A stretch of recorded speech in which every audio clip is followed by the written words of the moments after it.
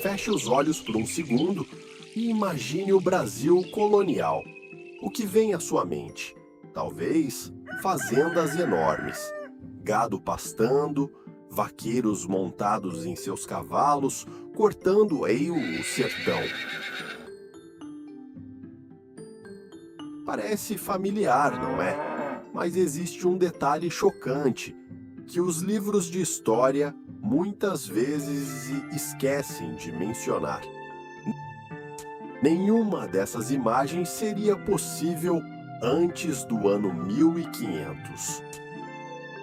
Isso mesmo, antes de 1500, não existia cavalo no Brasil, nem vaca, nem porco europeu, nem cabra, nem ovelha, nem galinha, nem gato. E acredite se quiser, nem mesmo o rato de esgoto que conhecemos hoje. Parece estranho, quase impossível de imaginar.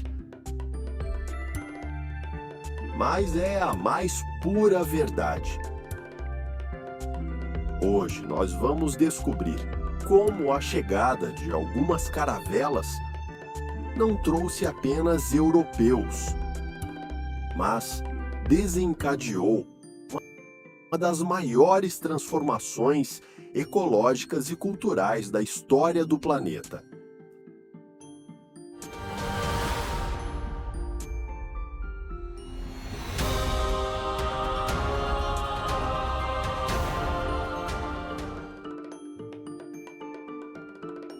Antes da chegada dos portugueses, o território brasileiro era habitado por uma fauna totalmente diferente e espetacular. Isoladas do chamado Velho Mundo, por milhões de anos, devido à separação dos continentes, as Américas desenvolveram um ecossistema único. Aqui, os reis da selva eram as onças.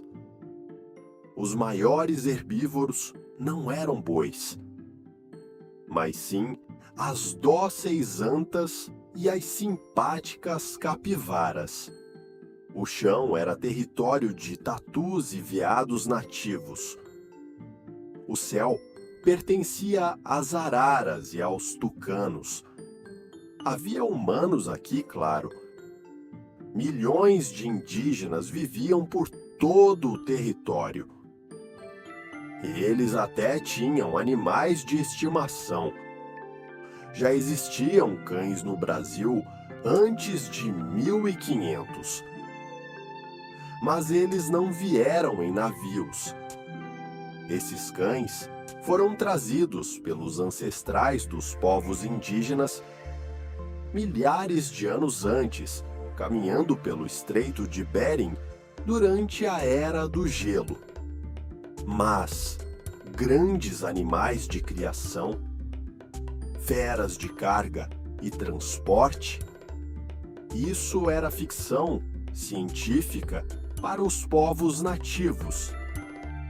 Até que o horizonte do oceano trouxe uma novidade assustadora. Quando as caravelas portuguesas finalmente atracaram, elas não trouxeram apenas espelhos, pólvora e pessoas. Elas funcionaram como uma verdadeira arca de Noé às avessas. E os animais que desceram dessas rampas de madeira transformariam o Brasil para sempre. Vamos começar pelo cavalo.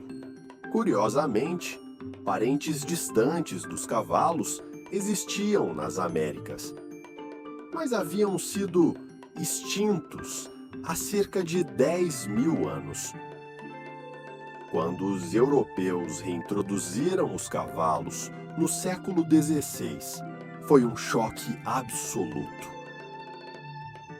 Para os indígenas que nunca tinham visto um homem montado em um animal, aquilo parecia um monstro mitológico de 6 patas, O cavalo mudou tudo, revolucionou o transporte, tornou as guerras de conquista mais rápidas e cruéis, e permitiu que os colonizadores explorassem o vasto interior do país. Mas o verdadeiro colonizador silencioso do Brasil foi o gado bovino. Originário da Eurásia, o boi foi a máquina que impulsionou a ocupação do interior, especialmente no Nordeste, enquanto o litoral focava na cana-de-açúcar. O sertão foi dominado pela civilização do couro. O gado ditou onde as estradas seriam abertas, onde as vilas seriam fundadas e o que o brasileiro iria comer.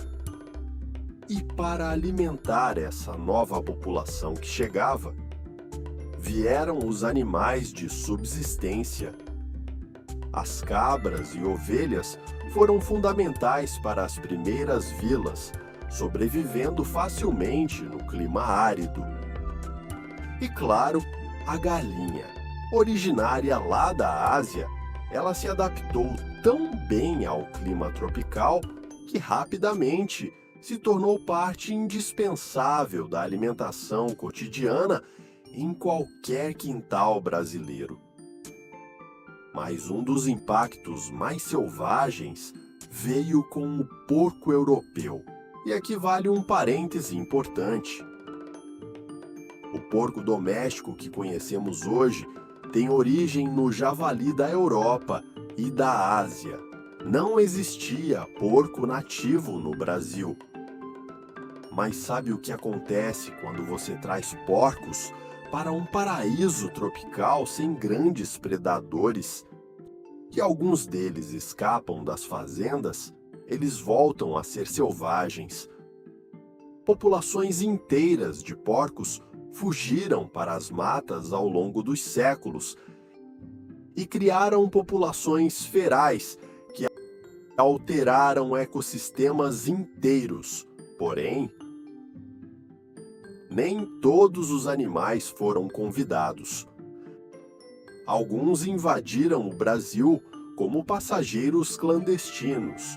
Calma, o Brasil já era cheio de roedores adoráveis e importantíssimos para a natureza, como as cutias, os preás e os ratos do mato.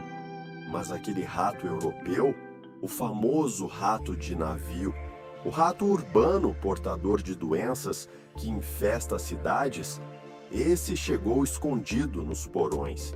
Ele pulou das embarcações, invadiu os portos e se espalhou pelo país, competindo com as espécies locais. E adivinha quem os europeus trouxeram para tentar controlar a praga de ratos? Sim, os gatos. Os felinos domésticos foram introduzidos como controle de pragas, mas logo perceberam que os pássaros brasileiros eram presas fáceis. Hoje, eles são nossos amados pets, mas sua chegada foi uma reviravolta para a vida silvestre local. A introdução dessas espécies não foi apenas uma curiosidade biológica. Foi um terremoto ecológico e cultural. Eles alteraram as cadeias alimentares, derrubaram vegetações para dar lugar a pastos, mudaram as formas de trabalho e redesenharam o modo de vida das populações locais para todo sempre. O Brasil que você vê pela janela hoje, com gado espalhado pelo interior, cavalos no campo e gatos no sofá da sala, é o resultado direto de uma transformação iniciada há mais de 5 séculos. A história de um país não é moldada apenas pelas mãos humanas. Ela também é escrita com cascos, com penas e com patas.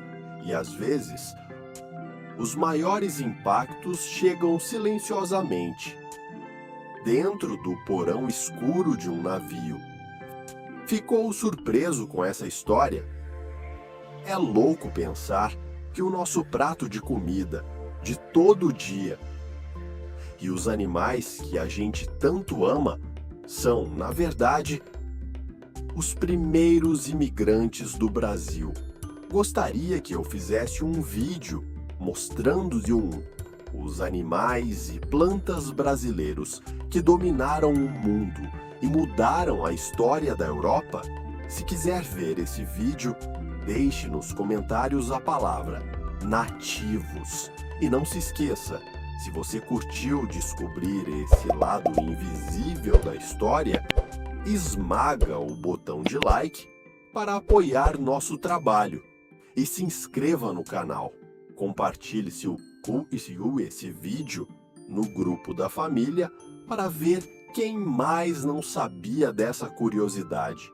Muito obrigado por assistir e até o próximo mistério revelado aqui no canal.